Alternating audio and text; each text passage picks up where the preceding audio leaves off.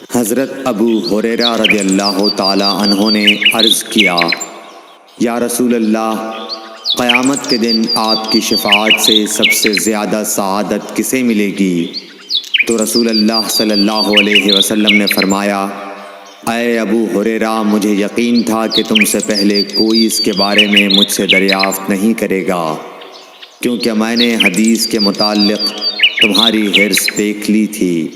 سنو، قیامت کے دن سب سے زیادہ فیضیاب میری شفاعت سے وہ شخص ہوگا جو سچے دل سے یا سچے جی سے لا الہ الا اللہ کہے گا۔ صحیح بخاری حدیث نمبر 99۔